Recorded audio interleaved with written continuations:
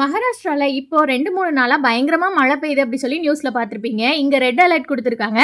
எப்படி மழை பெய்யுது அப்படிங்கறத நீங்களே பாருங்க.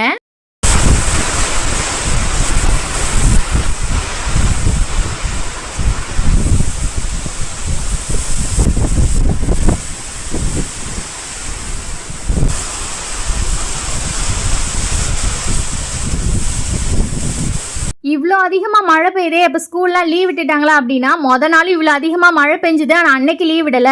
நேத்தும் சரி இன்னைக்கு சரி ஹெவி ரெயின் அப்படி சொல்லிட்டு ஸ்கூல் லீவ் விட்டுருக்காங்க. டெய்லி காலையில் எந்திரிச்சதும் நான் பார்ப்பேன், இவ்வளோ அதிகமாக மழை பெய்யுதே ஸ்கூல் லீவ் விடுங்கடா அப்படின்னு. ஆனால் இங்கே அவ்வளோ சீக்கிரத்தில் லீவ் விட மாட்டாங்க. இது நம்ம ஊராக இருந்தால் காலையில் மேகம் கருத்தாப்பில் இருந்தாலே உடனே ஸ்கூல் லீவ் விட்டுருவாங்க. மும்பையில் தான் வெள்ளம் வரதா நீங்கள் கேள்விப்பட்டிருப்பீங்க. ஆனால் இங்கே நாங்கள் இருக்கிற பிளேஸில் வெள்ளம் வராது. இங்கே ஒரு ஆறு இருக்கிறனால தண்ணியெல்லாம் அதில் வடிஞ்சு போயிடும். வீட்டில் காய்கறி எதுவுமே இல்லை. இந்த மழைக்குள்ளே ஹஸ்பண்ட் அனுப்பி காய்கறி வாங்கிட்டு வாங்க அப்படி சொல்கிறதுக்கு எனக்கு மனசு இல்லை.